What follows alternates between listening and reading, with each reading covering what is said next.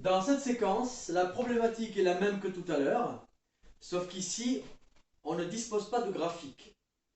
On s'interdit d'utiliser le graphique pour résoudre ce problème. Donc là, qu'est-ce qu'on a? On a 3 points A, B et C. Et on veut placer un point D qui est inconnu, de façon à ce que ABCD que AB soit égal à CD, c'est-à-dire que ABDC soit un parallélogramme. Bien, donc, dans cet exercice, première chose, quand on cherche un point inconnu, on va donner une expression de ce point, c'est-à-dire que ce point, on va l'appeler XY, parce qu'on ne connaît pas ses coordonnées. On veut que cette égalité soit satisfaite. Donc, le vecteur AB, je le calcule d'abord. AB, ce sont les coordonnées de B moins les coordonnées de A. Donc 3 moins 5, 6 moins 1. Et ça va être égal à moins 2, 5. Ensuite, CD. Alors, les coordonnées de CD, eh bien, sont les coordonnées de D moins les coordonnées de C. Donc, on va donner une expression des coordonnées de CD. X moins 0 et ensuite Y moins 4. Bon, ici, on va voir si on peut réduire X moins 0, on peut l'écrire X. Y moins 4, et bien on laisse Y moins 4. L'objectif maintenant, c'est de trouver les coordonnées du point D. C'est-à-dire que pour que AB égale CD, il faut que l'abscisse de ce vecteur soit égale à l'abscisse de celui-là. Donc automatiquement, on voit que x égale moins 5. Donc là, déjà, cette D aura moins 5 comme abscisse. Et il faut trouver la valeur de y telle que y moins 4 égale 5. Donc là, on voit visuellement rapidement que 9 moins 4 est égal à 5. Donc y est égal à 9. Donc, l'ordonnée de D va être 9. Alors là, on a pu visualiser très facilement les choses. Ce ne sera pas forcément toujours le cas. Donc, qu'est-ce qu'on fait? On pose les égalités des deux coordonnées. Et ensuite, y-4. Parce que si un jour on a des fractions, on ne pourra pas de suite donner le résultat visuellement. On sera obligé de poser les égalités et ensuite de résoudre l'équation.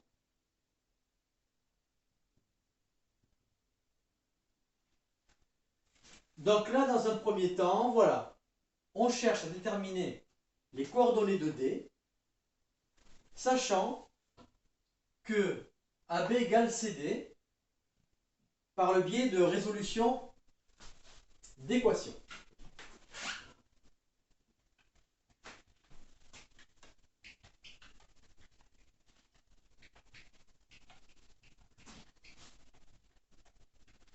Alors maintenant, je vais traiter un deuxième cas plus compliqué.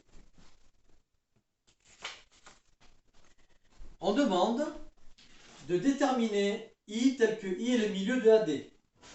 Alors, I, milieu de AD. Toutes les conditions qu'on écrit doivent être exprimées de manière vectorielle. Donc, si je fais un schéma, AD, le point I est au milieu. Ça veut dire que AI est égal à ID. Donc, la traduction vectorielle de cette condition, c'est AI égale ID. Étant donné que I est inconnu, on va donner les coordonnées x, y à I. Donc, ici, on va exprimer les coordonnées de AI et les coordonnées de ID. Alors, AI, donc c'est les coordonnées de I moins les coordonnées de A. Donc là, AI, ça va être x moins 5, y moins 1. Et ID, ça va être les coordonnées de D moins les coordonnées de I. Donc là, ID, donc ça va être les coordonnées de D moins 5 moins X.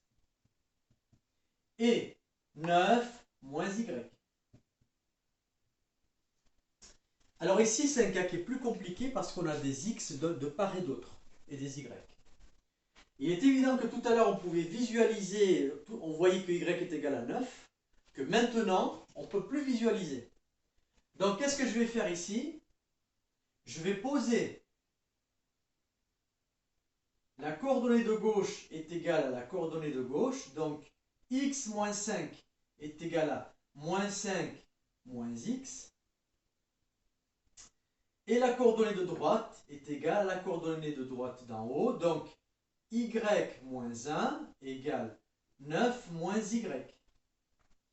On se retrouve ici à résoudre deux équations avec des inconnus de part et d'autre.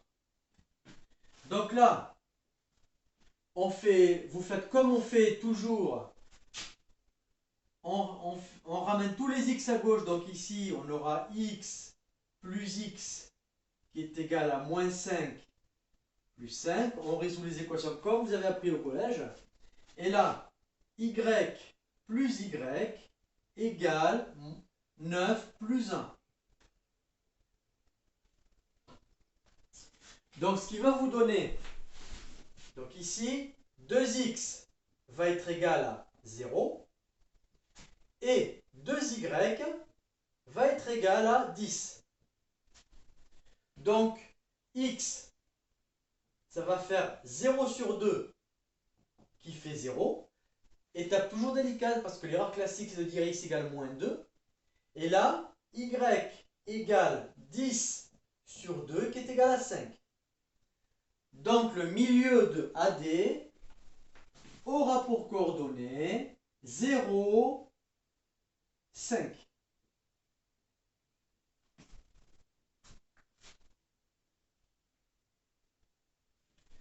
Voilà concernant la détermination d'un point grâce à une égalité vectorielle en faisant intervenir des équations.